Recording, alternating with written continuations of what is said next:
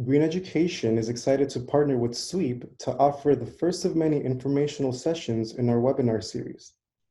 Today, our speakers will present an introduction to the SWEEP standard and the SWEEP Plus pilot program. Our speakers will be Jim Thompson and Rob Watson. Jim is a member of the SWEEP Standard Committee, and SWEEP President Rob Watson founded the standard in 2016 and is the president of SWEEP Steering Committee.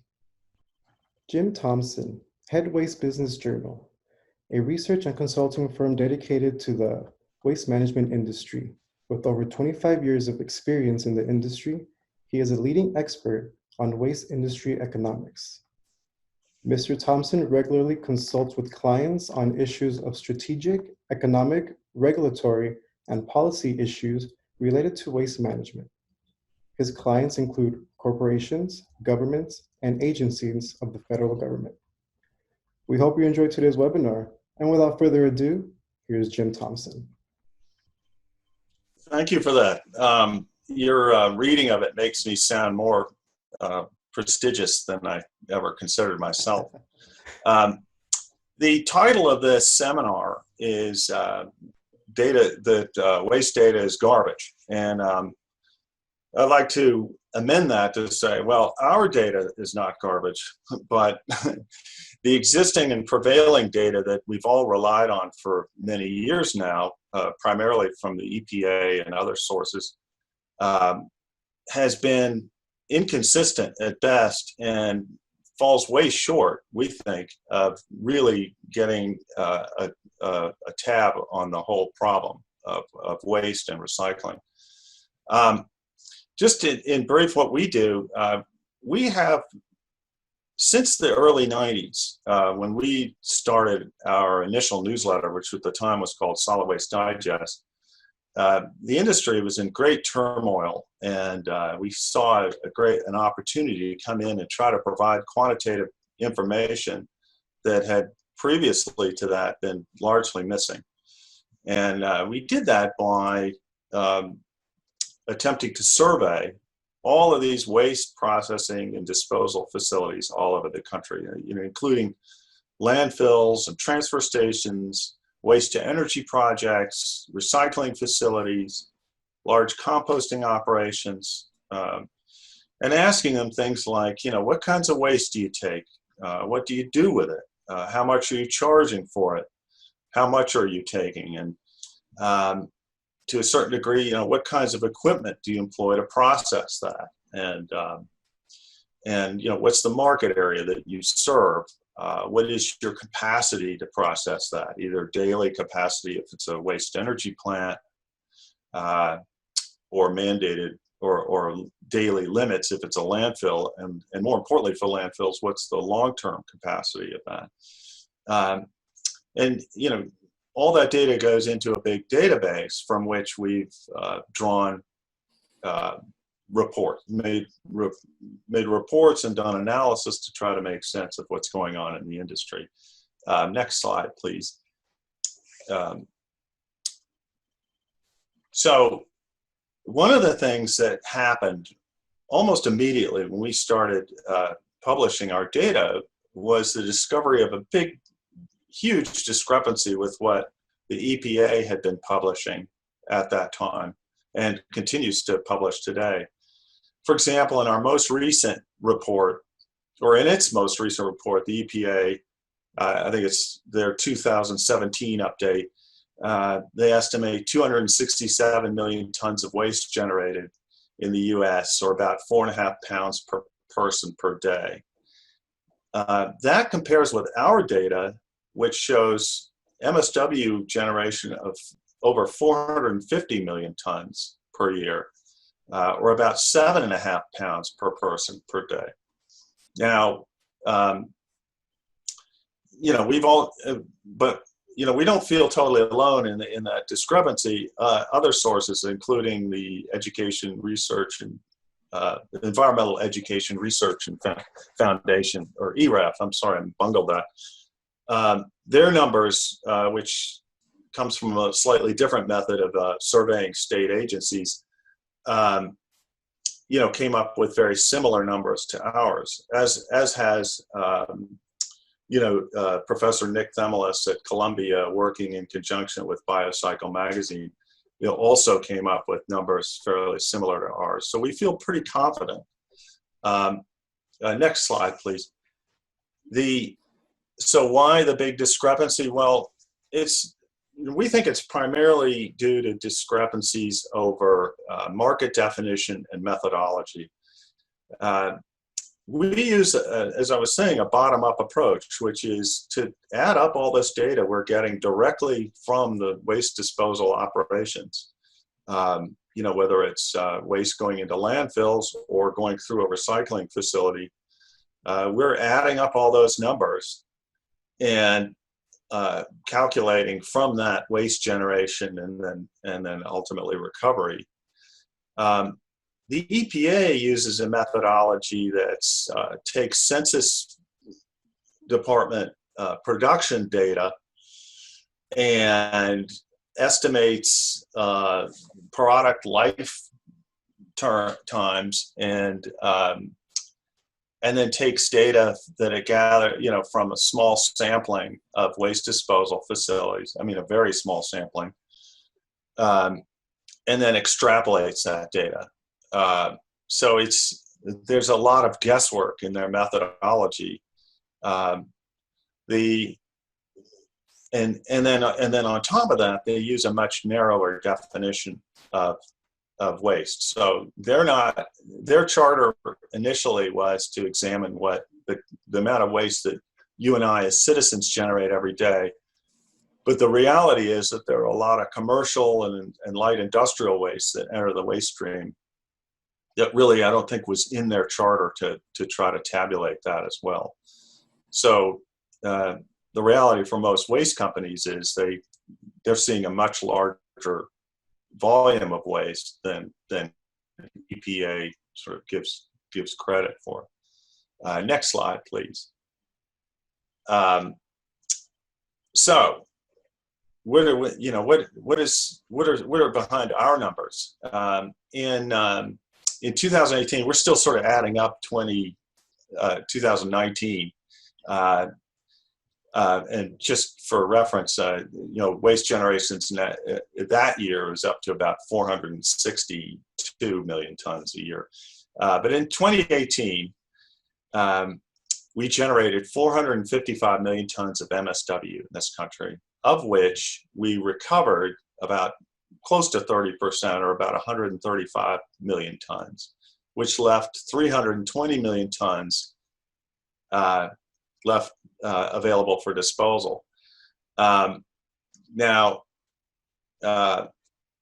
we also imported some waste from Canada. And many of you may already know that we get a lot of Toronto waste coming down into Michigan, which led some senators in Michigan to do battle with them several years ago, trying to make a big political issue out of it. And for a time, Toronto agreed to reduce that, but subsequently they're back to sending us a lot of waste.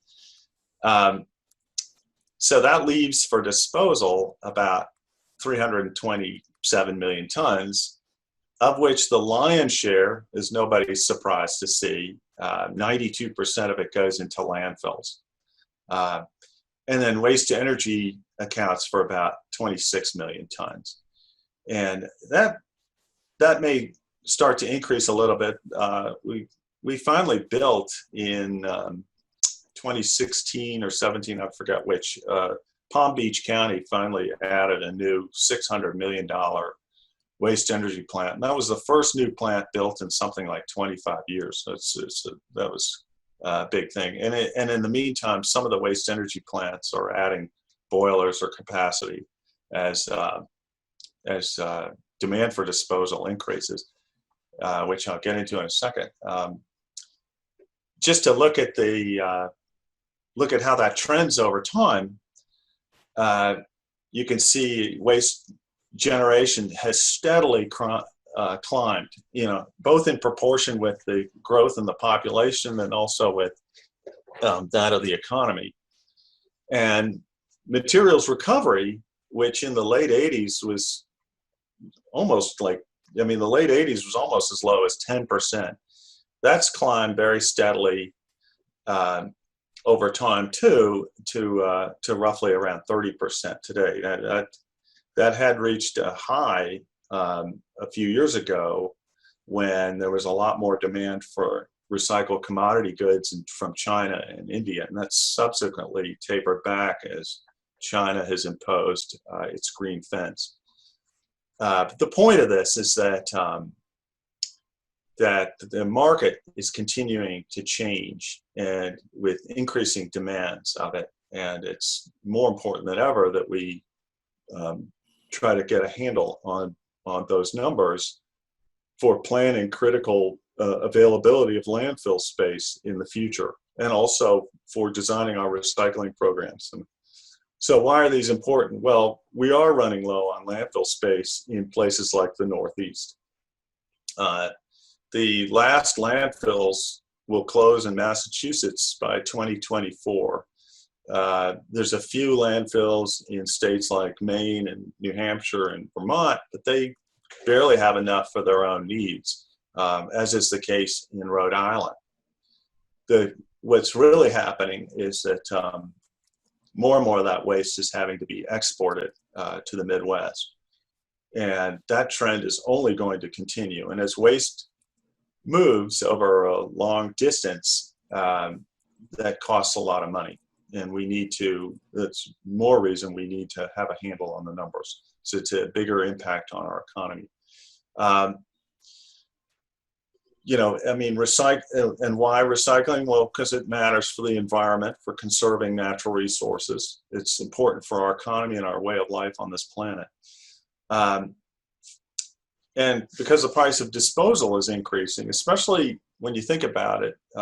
So if waste now generated in Boston now has to go to Pennsylvania, that incurs a cost of, not only the transfer and processing, but the hauling either via truck or rail into Pennsylvania. And as a result of increasing amounts of waste coming in from the Northeast into the Midwest, it's also driving up the prices that the landfills there are able to charge. So the entire cost is going up. And that also represents an incentive to recycling programs. So if your cost to dispose of waste has gone from, say, $50 a ton to $70 a ton, that $70 a ton is your economic incentive to do something other than landfill it. And so even as commodity prices for some materials has fallen, we still have an incentive to recycle them, if for no other reason than to keep them out of the landfill. Next slide, please. This chart sort of shows you a dramatic increase in capacity that occurred, in the early 90s, when new regulations were coming into effect that dictated how landfills were going to be able to safely operate. And it imposed a big costs on operating a landfill, and forced the closure of a lot of subpar, non-environmentally compliant older landfills. But the new landfills that came online in that time were 25 times larger than the ones they were replacing on average. And so we had a big boom in landfill capacity. Now, over that time, of course, demand for disposal has been steadily increasing. And, we had, with sort of economic downturns, we had, increases in capacity. And so now we're at a point where it seems to have leveled off at around 20 years of excess capacity. And it may remain around that, but that isn't the case among some of the regions. If you go to the next slide, we can see that availability of capacity is dramatically different among the regions, as I was saying. So the Northeast, with just 12.5 to 13 years of capacity remaining, is what you could say almost critically low, especially if you take into account that takes almost 10 years to build a new landfill in this country. And that's certainly not going to happen in a place like New England, where you already have very high population density. People essentially living cheek by jowl as it is, and NIMBYism at a very high level. So now the South and the Midwest are the primary recipients of that waste, and even the Midwest has not an abundance of capacity.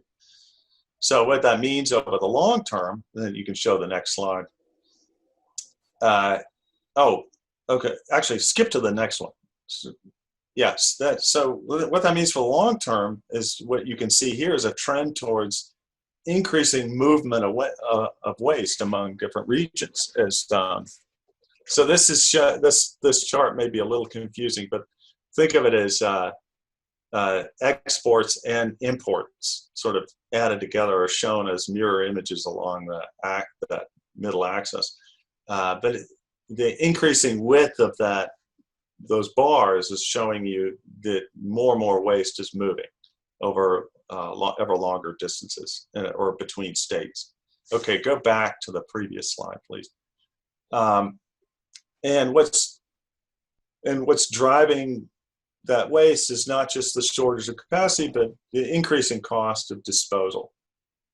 And you can see that those costs have increased very steadily over time. And more recently in the Northeast, it's getting even higher. And that's a trend that's going to continue to spike upwards, especially for the Northeast, as landfill capacity gets diminished there.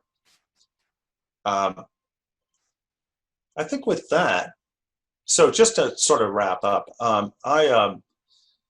it's because of this very complex model of what's going on in the waste industry, and I've hardly scratched the surface here, but that it's going to continue to have an even bigger impact on our economy than even it does now. And it's one of the most expensive services for many towns and cities across the country.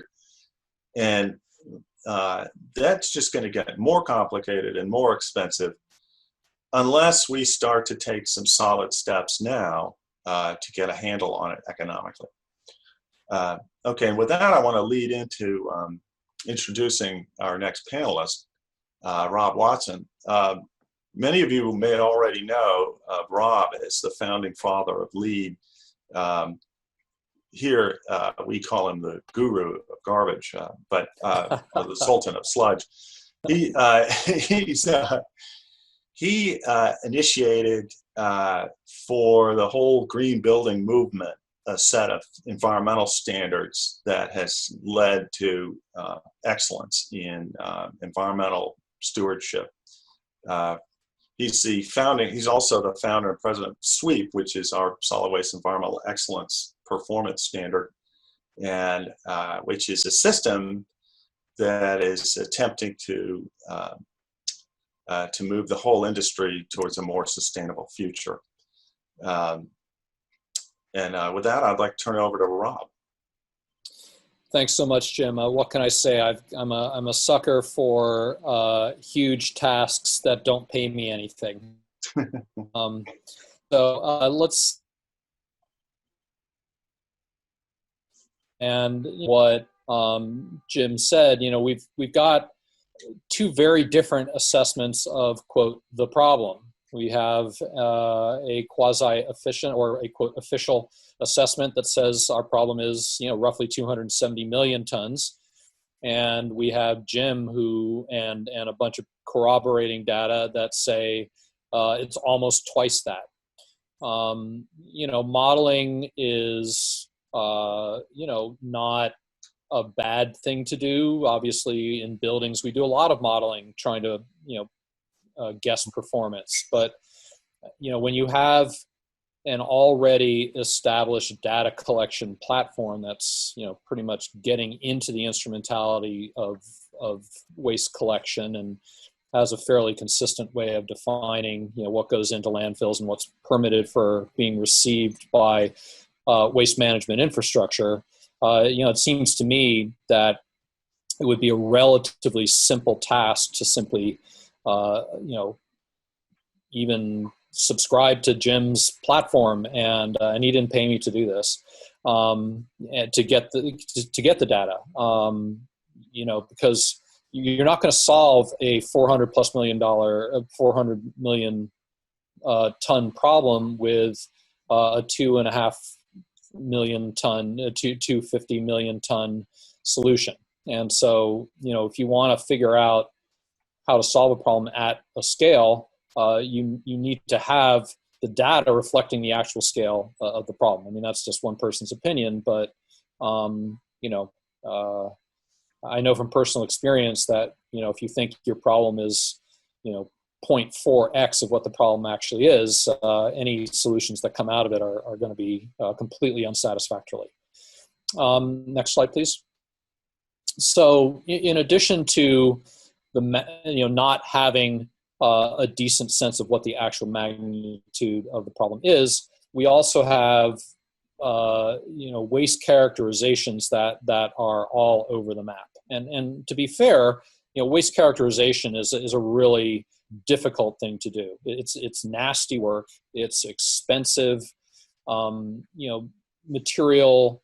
We talk about the changing ton, but it's not the kind of thing that fluctuates wildly year by year, kind of like you might have with weather, right? The flows are almost more like tides. They're sort of they're decently large. They're inexorable. They take place over time, but because of the difficulty of this process, we on some level don't have a great sense of what's actually in the garbage. Many waste characterizations are several years old, and if you're looking at waste characteristics pre green fence versus post green fence, my guess is that you're going to find something pretty different in terms of what is going either to disposal or to recovery.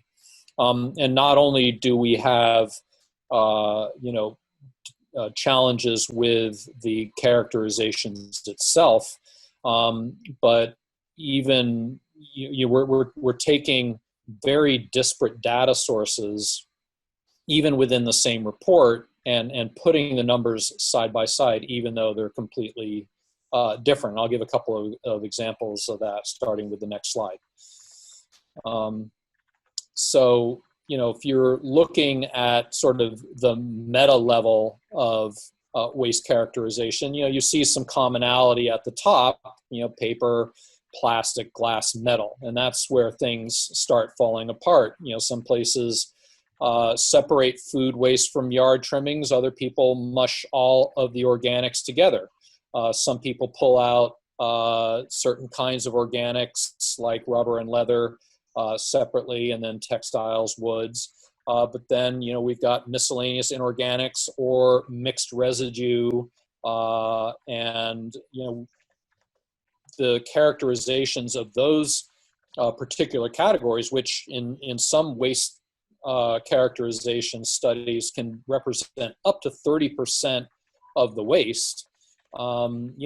If we're trying to hit recovery north of 75%, and if you use recovery as a proxy for reducing the environmental footprint and using greenhouse gases as a proxy for environmental footprint, we know the science is telling us that if we don't reduce our emissions 80% in absolute terms by 2050, then we are likely to enter a period of unmanageable climate change.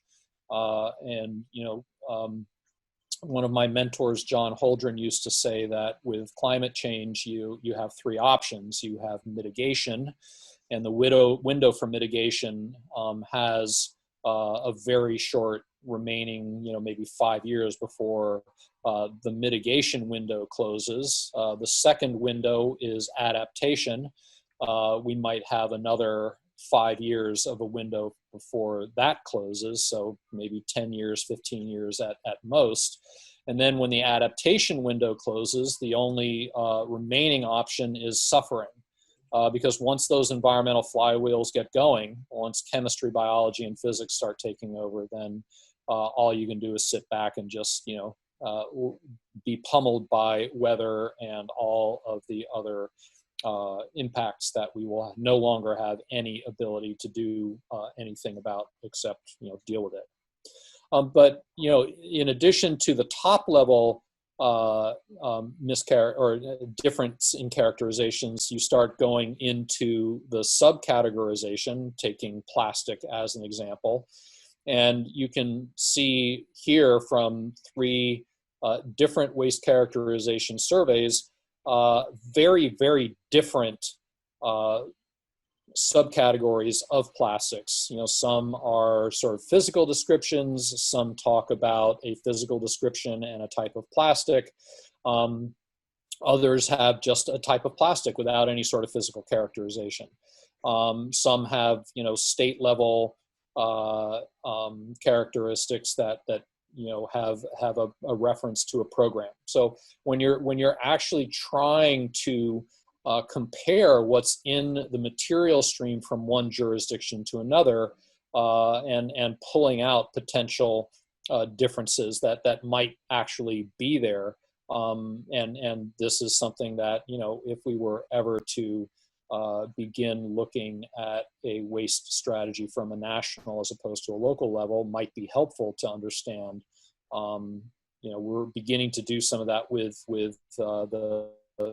the data that's being generated around plastics and where plastic recovery and reprocessing is happening. I think Waste Management put out a very interesting report on that just in the last week or so. But having a better national map, so we know exactly what's being generated where and what has the ability to be processed where, I think would be a huge benefit in creating the 21st century infrastructure that we have the opportunity now. We've sort of seen the danger aspect of the China closure process, and now the opportunity is we have a chance to rebuild our own infrastructure in America. And what we're trying to do in part with SWEEP is to provide a framework that can partially help guide that and give some consistency in the way waste data is collected and reported. Next slide, please. So,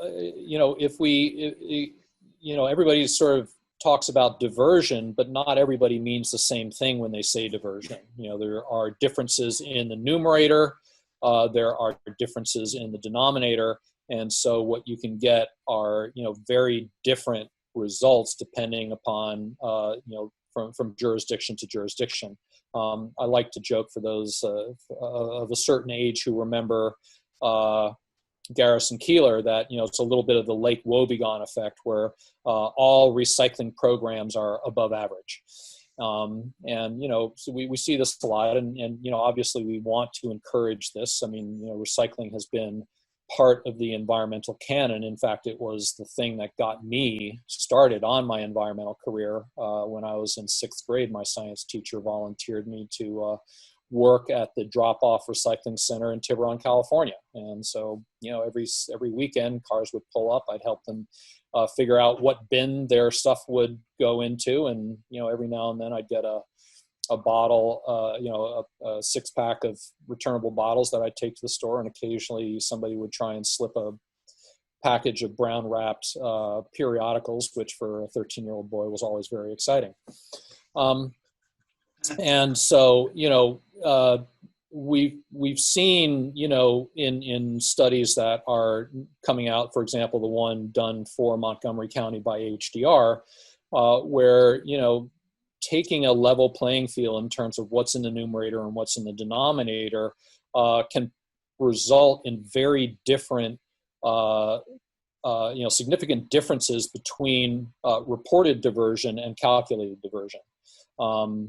Interestingly enough, King County in Seattle, not only do they have the highest diversion rate in the country, but they're also quite consistent between, what is sort of, at least what HDR considers a reasonable way of calculating diversion in terms of, what's the waste generation denominator and what is the waste diverted numerator.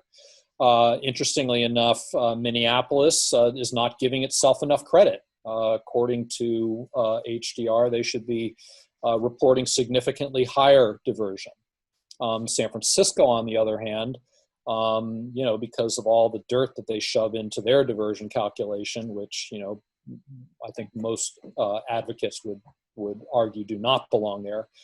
Their reported diversion, which is always the subject of breathless headlines, is in fact leading, but certainly not in fact the world leading number that they like to tout. And then Toronto is sort of in between, fairly close. Maybe a little bit of extra stuff that they're reporting as diversion that may not necessarily be diversion. But in theory, there should be no difference between theory and practice. But in practice, there usually is a difference. And it's one of the things that we're looking to do with SWEEP is to narrow that gap between theory and practice. Next slide. So this was a very interesting thing. I was going through a waste characterization survey from a jurisdiction that shall remain unnamed, and looking through the basic characteristics. Could you hit the forward tab? Okay, so we found, stop there. We found that metals in the residential sector were reported at 3% of the generation, and typically they're like, well, commercial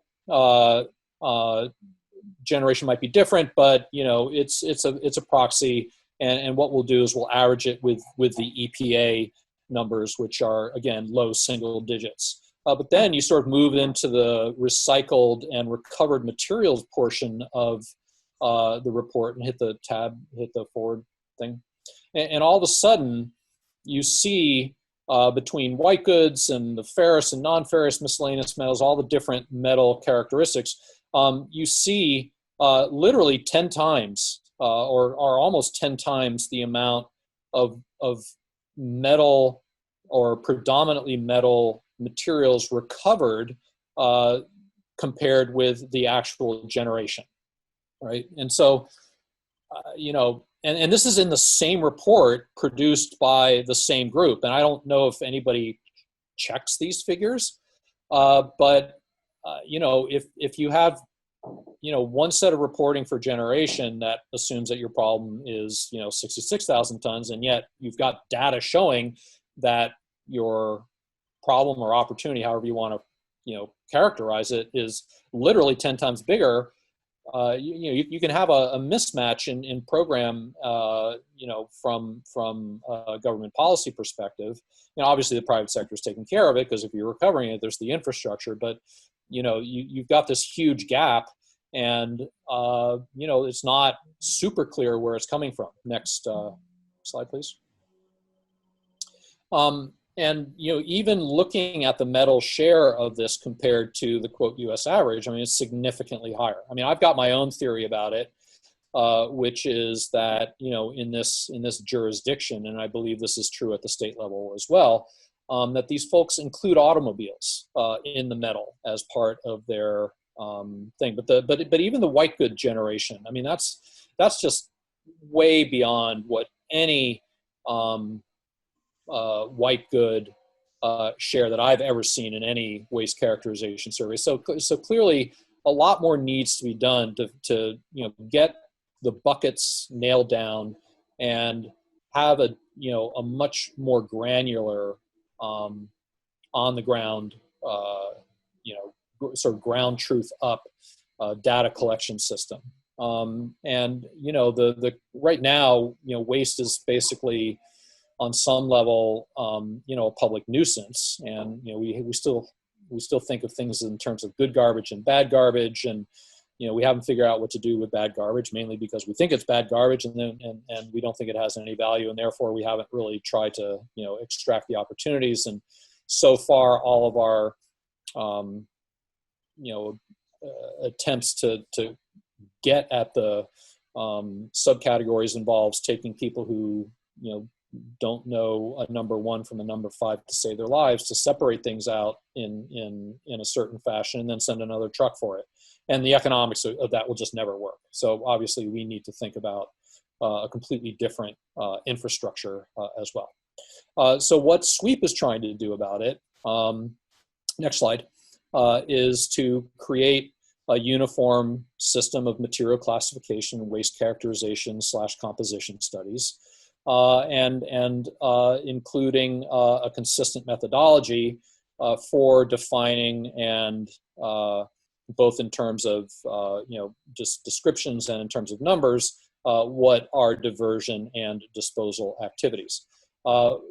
And so no one of us is as smart as all of us. And the way we're going to figure this out is, smart people getting together and hashing it out, getting an 80-20 solution initially, something that is, that can be done quickly, that sets up the majority of the framework. And then over time, as we get more experience, we get more data, we get more sophisticated tools, we start refining it and defining it more and more. Next slide.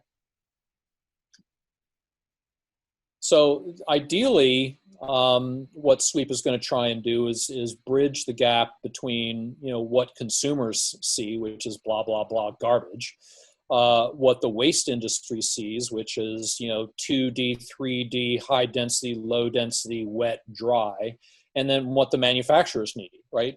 Polymers,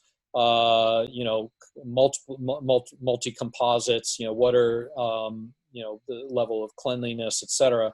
And figure out what how to create a system that bridges all of these things. I think the whole project is going to be very interesting, particularly in allowing what manufacturers want and the sort of the instrumentalities of what the waste industry needs to handle, helping bridge that gap, and then consumers can just sort of say resource being disposed of, it's going to be taken care of, and now I'm going to focus my bandwidth on my consumption, which is where they have a significant value add over back-end sorting, because an optical scanner with a robot can determine the composition of a plastic item far better than a human can, whether it's on the pick line or whether it's at the rim of the trash can. Next. So just a very, very quick advertisement for SWEEP. We're trying to create a triple bottom line system of standards. This is a fully volunteer effort. It's a nonprofit effort. We are supported by membership, so please join SWEEP and help us, create a system that will, generate the kinds of changes in the waste industry that we've seen in the building industry. Based on that experience, we believe that certification of municipal programs and the private companies that service those programs will give a significant competitive advantage to entities that are so designated, not only in terms of demonstrating to constituents or your peers that you're walking the talk in terms of what your waste program you say is doing, but also in as a private business being able to secure new business. Not unlike LEED, SWEEP has it's a point-based standard with various tiers of performance. One of the differences between LEED and SWEEP, whereas there was only one LEED standard, we are going to have a trio of SWEEP standards. The one we're coming out of the box with right now is SWEEP Plus, and that's quite analogous to LEED. It's focused on the top quartile of the market. SWEEP itself will go for the middle 50% of the market, and then SWEEP Zero, which will be a pass-fail, so either you're zero or you're not, will go for the very bleeding edge of the market and really kind of represent the spear tip of innovation for program design and leadership. Next slide. So we're hoping that a national standard that is sufficiently flexible to embrace regional differences can help create a common vocabulary and common framework for best practices in the industry related to the impact of waste management on society, on the environment, and on the economic, on the budgets of municipalities, as well as helping improve the economic performance of waste management companies. And even if, and also provide a roadmap towards sustainable materials management. I'm not going to be so arrogant to say that, we've got the answer. We're working toward an answer. And each time we make it a little bit better, we get closer to that ultimate sustainability goal. And then down the road, as Sweep Zero and other types of more circular and more regenerative and restorative types of approaches are implemented, we can not only hit that 80 by 50, but actually, begin remaking the structure of our economy and understand how to generate and create value without exploiting people or species or, the environment. Next slide.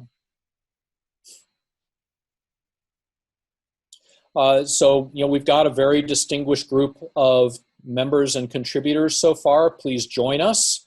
You can see your name in lights here in the near future. We've made the membership dues very low because we understand that A, budgets are tight, B, we're a nonprofit entity, but all of your dollars go to making Sweep better, expanding its scope, refining the tools, and just making sure that we've got the best policy prescriptions and approaches in the industry available for the folks who want to use it to certify. Next slide. And so we've already covered this, so I think let's get to Q&A. Thank you very much. We're seeking new members and pilot program participants, and let's work together to create a framework for a sustainable materials management future. Thank you so much. Thank you, gentlemen. You can contact Rob or Jim at their emails listed on this slide.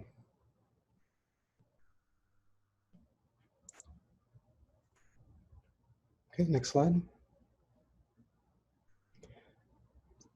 Mark your calendars for the next Sweep webinar taking place Tuesday, October 6th at 10 a.m. Pacific Time, 1 p.m. Eastern Time, on the importance of consistent definition and reporting at an industry level, and what the MMP is doing and how to dovetail with Sweep. Next slide, please.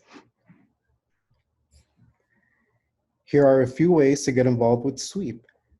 Visit the Sweep website to learn more about joining a committee, becoming a member, or joining our pilot program as a local government or materials management company.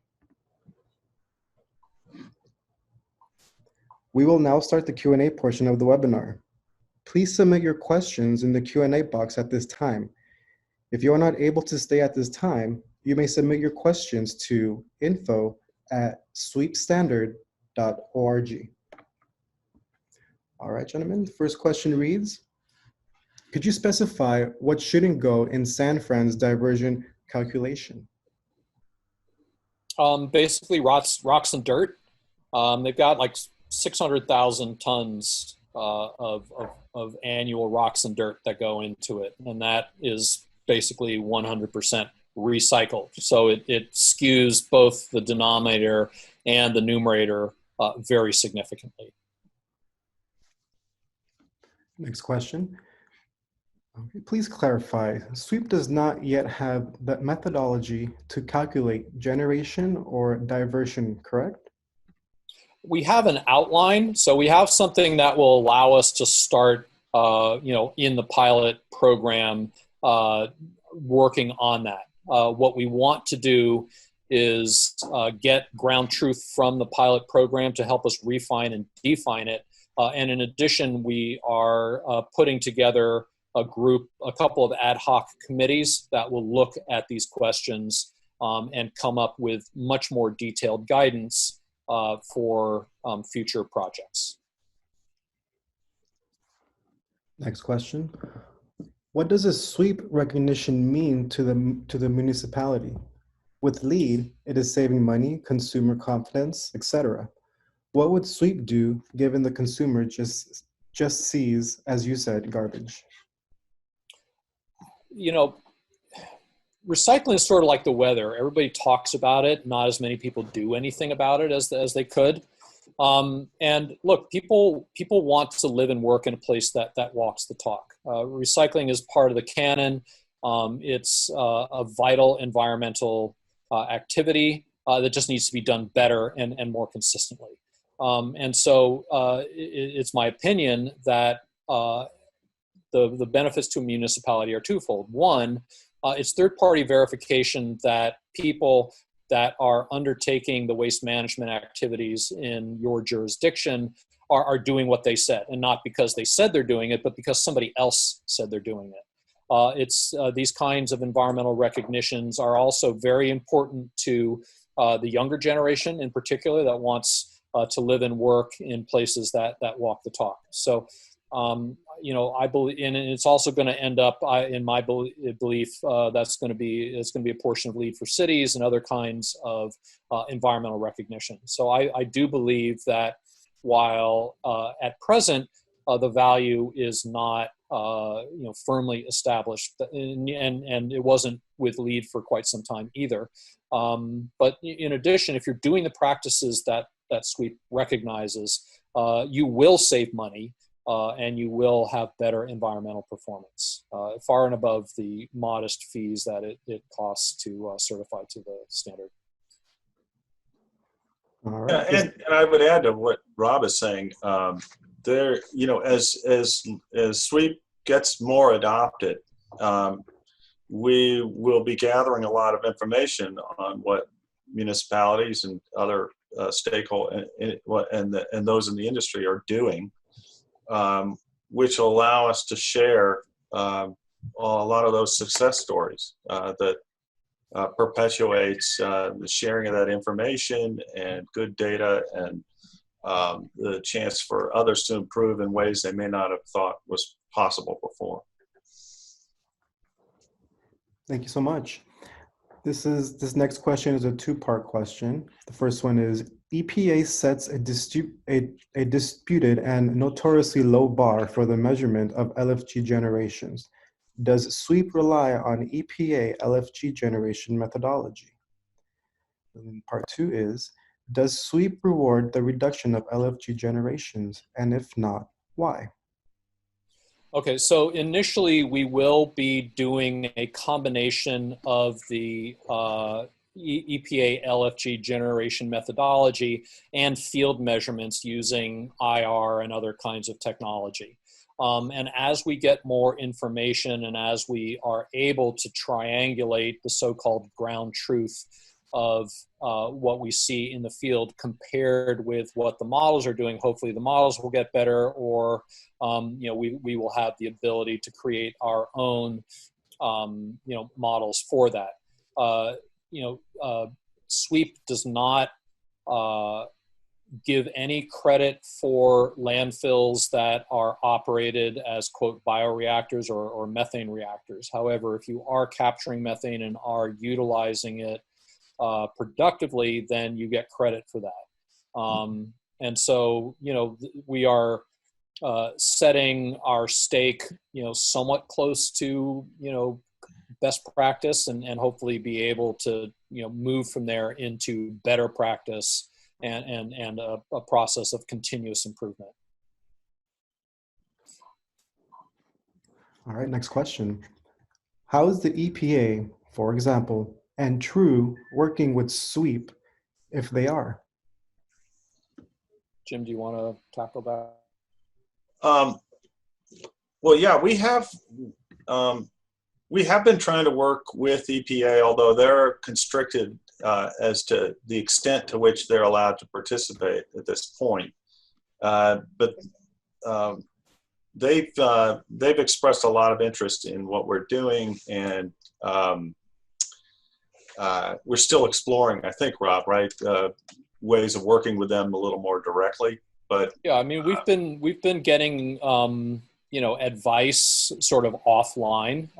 Again, anything that smacks of a regulatory or quasi-regulatory. I mean, we had this with LEED, for example. EPA can't participate directly, so and some of the folks who were working with us earlier have since retired. We'd love to work with EPA. Obviously we have the same mission. Nothing we're doing is a criticism of US EPA necessarily, but we're trying to provide a complement, right? Because government standards are typically mandatory minimum standards, and the job of mandatory minimum standards are to cut out the worst actors. And then market advancing standards such as SWEEP are designed to pull up the higher reaches of performance. And then if those things are working together, which ideally they would be, we can advance the market much more rapidly. All right, next question.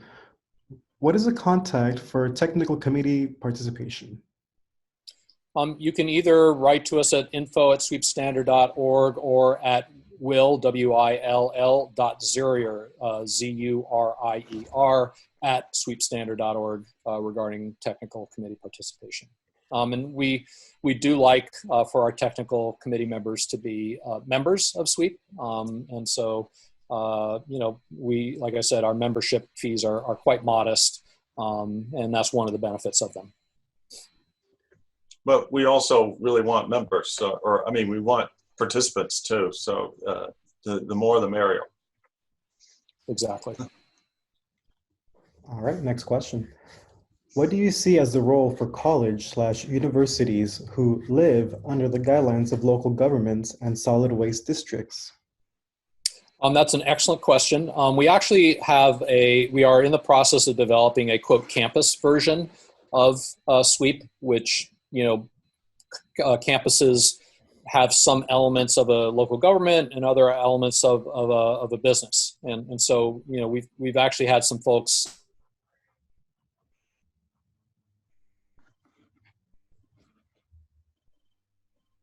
what that might look like, and so we encourage campuses, and we also encourage programs that have students that are looking for real-world hands-on experience to join us as interns and volunteers. A huge amount of SWEEP has actually been supported by student volunteers, and this helps us prepare the next generation for careers in the industry.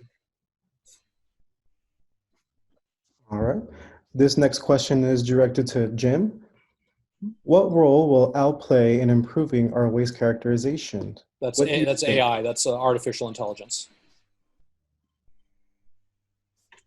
I'm sorry, I missed part of that question. Wait, what role will AI play? Yes, that's correct. Yes. Hopefully a much larger role going forward. At the very least, predictive analytics about how things are likely to change over time and evolve with ever-changing sort of markets. I mean, we can look at just the waste stream as itself, how it's changed over time based on our behaviors. 20 years ago, we were reading a lot more newspapers, and we hardly were disposing of anything. We fixed a lot of stuff. Today, that's all flipped. We don't read print papers hardly at all anymore. I think I'm the only guy in my whole neighborhood who still gets one, and that's because I'm a boomer. And it's like a label on my house, boomer. But plastic is a much bigger. Anyway, in terms of understanding and predicting sort of evolving behaviors and evolving technology to capture things. We're already seeing AI deployed in materials recovery facilities, and it's bound to be expanded out to entire programs so that we can operate better in real time, kind of the way Walmart operates right now, looking at as sales go over the counter in any Walmart, those are transmitted directly to Arkansas, where they're parsed and analyzed, and inventories and things like that are adjusted immediately. Trucks are dispatched to stores in real time. If we could have a model like that operating in the waste and recycling industry, that sort of efficiency could lead to much greater capture rates and reduction in waste. And I could go on and on. All right, thank you very much. We have one more question here. If any more questions do come up, please go ahead and send them to info@sweepstandard.org. All right, the question reads, how receptive and cooperative do you anticipate EPA will be in accepting and adopting major needed changes in developing new unified classifications, systems, and consistent methodologies for calculating diversion rates? Jim, correct me if I'm wrong, but I think they'd be hugely receptive. And in fact, they're already doing a lot. They've got the whole measurement matters system that's in process, and that's absolutely a system that we are going to keep very close track of and incorporate as things are coming out. Maybe it'll end up being a collaborative process. So I think they're already beginning to move. But it's not easy, when you have an established framework. There are hundreds of millions of dollars of investments around the country that are kind of pinned on this existing methodology. And so changing it is not something that you can take lightly. But I do believe that they recognize that there's a need for it. And I think what we're seeing in terms of the interest, the sweep, and everything like is further reflective of the desire to have a much more uniform national system. Jim, any thoughts on that? No, I totally agree. I would say if there's any reluctance on their part, it might be out of fear that if they adjust their model for calculating all this stuff, they're going to have to restate all the historical numbers and then answer a lot of difficult questions about that. So, which, people in Washington aren't inclined to add work for them or want to add a lot of work for themselves. All right. Thank you, gentlemen, and thanks everyone for your questions. Rob, Jim, do you have anything else to add before we close out?